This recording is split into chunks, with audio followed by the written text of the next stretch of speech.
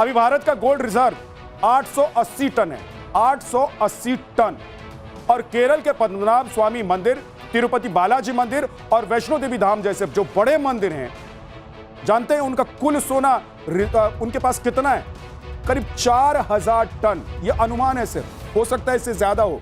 कहा जाता है कि हमारे देश के मंदिरों और घरों में हजारों टन सोना पड़ा हुआ है। वैसे तो यह सोना किसी काम का नहीं है, बस रखा हुआ है। अगर इसका सही इस्तेमाल किया जाए तो क्या हो जाए, वो आपको बताने वाला हूं। पहले देखिए कि हमारे देश के बड़े बड़े मंदिरों और घरों में कुल अनुमानित गोल्ड रिजर्व 50,000 टन है और इन सोने के भंडार का बड़ा हिस्सा भारत की अर्थव्यवस्था से बाहर है, क्योंकि वो उसमें आते ही नहीं, शामिल ही नहीं है। वो सरकारी खजाने में नहीं गिने जाते हैं, वो मंदिर के खजाने में गिने जाते हैं।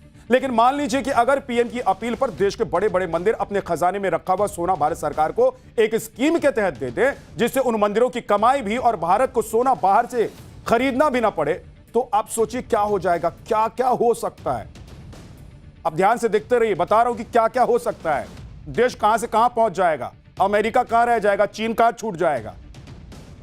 अभी भारत का गोल्ड रिजर्व 880 टन है, 880 टन। और केरल के पद्मनाभ स्वामी मंदिर, तिरुपति बालाजी मंदिर और वैष्णो देवी धाम जैसे जो बड़े मंदिर हैं, जानते हैं उनका कुल सोना उनके पास कितना है? करीब 4000 टन। यह अनुमान है, सिर्फ हो सकता है इससे ज्यादा हो। अगर सरकार को यह सारा सोना मिल जाए, यानी कि सरकारी खजाने में सारा सोना आ जाए, तो भारत का गोल्ड रिजर्व 5000 टन के आसपास हो जाए।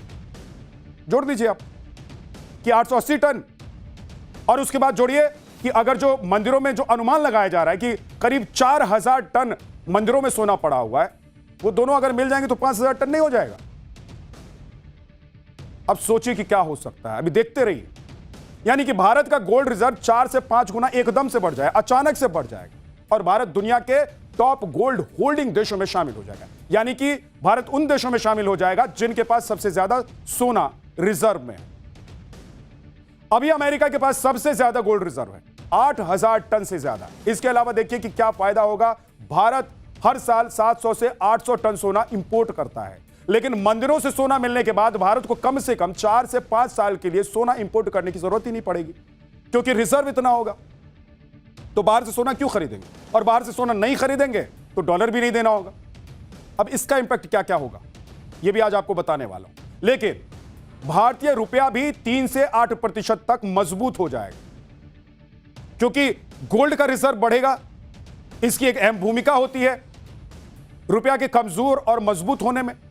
तो अनुमान लगाया जा रहा है कि 3 से 8% तक रुपया, हमारी करेंसी जो है, वो मजबूत हो सकता है। अगर मंदिरों ने साथ दिया तो भारत को 4 से 5 सालों में 300 से 400 बिलियन डॉलर की बचत हो सकती है, और शायद यही पीएम मोदी का गोल भी है। अब आप समझ रहे हैं कि पीएम मोदी ने जो अपील की है वो क्यों की है। भाई कोई सोच रहा था, कोई देख रहा था कि क्या होने वाला है, लेकिन लोग कहते हैं ना प्रधानमंत्री नरेंद्र मोदी के लिए कि दूर की बातों को समझते हैं, जानते हैं, इसीलिए पहले से प्लान करने लग जाते हैं। सबसे बड़ी बात है कि भारत सोने के मामले में 4 से 5 साल के लिए ही सही, लेकिन आत्मनिर्भर बन जाएगा। यानी भारत को विदेश से सोना मंगाना नहीं पड़ेगा। लेकिन देश के बड़े बड़े मंदिरों के ट्रस्ट सरकार को सोना दे देंगे। यह होना इसलिए बड़ा मुश्किल है क्योंकि भारत आस्था का देश है, मंदिर के कण कण से लोग आस्था रखते हैं। तो सोचिए, अगर मंदिरों से मिले सोने को सरकार पिघलाकर अपने काम में लेना शुरू करेगी तो लोग चुप नहीं रहेंगे और इसका भारी विरोध हो सकता है, क्योंकि सनातनियों का एक बड़ा तबका मंदिरों को दान में मिले आभूषण को ईश्वर की संपत्ति मानता है। मंदिरों में कितना सोना पड़ा हुआ है और उससे कैसी काया पलट हो सकती है, यह तो पता आपको चल गया। लेकिन क्या आपको यह पता है कि हमारे देश में जहां हर घर की महिलाएं सोने के गहने पहनती हैं, शादी ब्याह में लाखों के गहनों से दुल्हन को सजा दिया जाता है, उस देश के घरों में कितना सोना तिजोरियों में धूल फाक रहा है, आपको अंदाजा भी नहीं होगा कि आपकी दादी, नानी, मम्मी, चाची, बुआ, सब ने कितना सोना रखा हुआ है। आप ये जानकर हैरान हो जाएंगे कि भारत के घरों में पड़े गैर जरूरी सोने के गहनों को एक जगह जमा किया जाए अगर, तो ये दुनिया का सबसे बड़ा प्राइवेट गोल्ड होल्डिंग स्टॉक बन सकता है। वर्ल्ड गोल्ड काउंसिल की एक रिपोर्ट है जिसके मुताबिक भारतीय परिवारों के पास कुल 25,000 से 35,000 टन सोना मौजूद है। मंदिरों में मौजूद है 4000 के आसपास, सरकार के पास 880, और जो हमारे आपके घर परिवार में मौजूद है, जो सिर्फ तिजोरी में आप रखते हैं या बैंक के लॉकर में रख लेते हैं, जरूरत पड़ने पर कभी उसको निकाल कर पहन लेते हैं शादी ब्याह में, या बैंक के लॉकर में तो पड़ा ही रहता है, देखने भी नहीं जाते हैं, उसको अगर काउंट कर लिया जाए तो कुल मिलाकर 25,000 से 35,000 टन सोना मौजूद है हमारे पास। मतलब यह हमारे और आपके घर में है। भारत के घरों में रखे सोने की कुल कीमत $5 ट्रिलियन से ज्यादा है। यह रकम देश की जो सालाना जीडीपी है उससे भी ज्यादा। हमारे देश की हर महिला को यह जानकर गर्व होगा कि अकेले भारतीय महिलाओं के पास दुनिया के कुल सोने का भंडार का लगभग 11% स्टॉक है। आपने कभी इस पे न सोचा होगा न विचार किया होगा कि आपके पास जो सोने के गहने पड़े हुए हैं, जो आपकी सास ने दिए हैं, जो आपकी मां ने दिए हैं, आपकी चाची ने दिए हैं, या आपने रखा हुआ है, जो पुश्तैनी रखा हुआ है, वो सब अगर उसका अगर एवरेज निकाल देंगे तो हमारे देश की महिलाएं सबसे ज्यादा अमीर हैं भाई। हमारे आपके घरों में पड़ा कुल सोना आरबीआई के गोल्ड रिजर्व से करीब 40 गुना ज्यादा है। मतलब गरीब है आरबीआई भी। हमारे घर की जो महिलाएं हैं उनके सामने आरबीआई अगर सोने के लिहाज से देखे तो गरीब है। अगर हर परिवार अपनी तिजोरी में रखा गैर जरूरी सोना, जो कि 10 से 20% ही अगर मान लिया जाए, वो अगर सरकार को ब्याज पर दे दे तो भारत का गोल्ड रिजर्व 4 से 8 गुना और बढ़ जाएगा।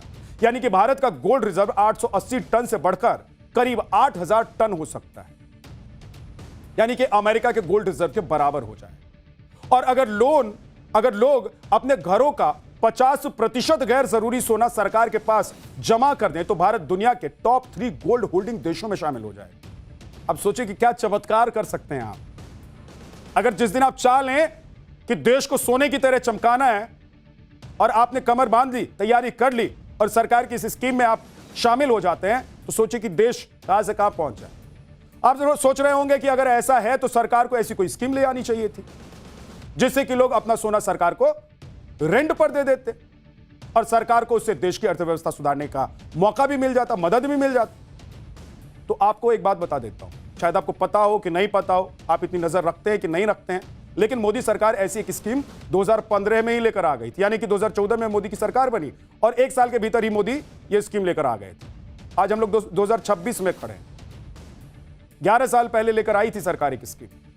सरकार ने जीएमएस यानी कि गोल्ड मोनेटाइजेशन स्कीम लॉन्च की थी, लेकिन लोगों ने इस स्कीम में बहुत दिलचस्पी नहीं दिखाई। आप देखिए कि 2015 से अब तक सिर्फ 39 टन सोना लोगों ने जमा किया है इस स्कीम के तहत। लोगों को यह डर रहता है कि उनके गहने सरकार के पास अगर चले जाएंगे तो वो पिघला सकती है और गहनों के रूप में उनके पुरखों की जो विरासत है वो खत्म हो जाएगी। नहीं रहता है कि दादी कहती है कि नहीं नहीं नहीं नहीं नहीं हम नहीं देंगे, वो हमारी पुतौह होगी उसके लिए रखे हुए हैं, नतनी की जो शादी होगी उसमें देंगे। होता है ना, आपके घर में भी होता होगा। तो उनको डर रहता है कि अगर सोना निकल जाएगा घर से, सरकार के पास जमा कर देंगे तो सरकार क्या कर लेगी क्या पता। और इसी डर को दूर करने के लिए सरकार ने 2025 में इस स्कीम में बदलाव भी कर दिया था भाई। लेकिन फिर भी रिजल्ट वो नहीं मिला जो सरकार चाह रही थी। पीएम मोदी ने लोगों को सोना खरीदने से इसलिए मना किया है क्योंकि भारत को अपनी खपत का 99% सोना विदेशों से खरीदना पड़ता है। यानी आप जो सोना और सोने के गहने खरीदते हैं वो विदेशी सोना ही होता है। उसे पहले सरकार खरीद कर भारत लाती है, फिर ज्वेलरी कंपनियों के जरिए वो आपके घर तक पहुंचती है। और सोना जो आप पहनते हैं वो ज्वेलरी की जो शॉप्स जहां पर आप जाते हैं वो लोग उसको बनाते हैं, मेकिंग चार्ज देते हैं, आपको दे देते हैं, आप घर लेकर चले जाते हैं। फिर सोचते हैं कि अब आपने कभी देखा है कि कभी आपके घर का जो सोना है जरूरत पड़ने पर भी कभी आप निकालते हैं? बहुत ज्यादा जरूरत पड़े, मतलब कोई उपाय ही नहीं है। अब घर में खाने के लिए खाना ही नहीं है, इलाज के लिए पैसा ही नहीं है, बेचने के लिए जमीन भी नहीं है, तब जाकर लोग सोना घर से निकालते हैं। नहीं तो सोना पड़ा रहता है, कई पुश्तों का सोना पड़ा हुआ होगा आपके घर में।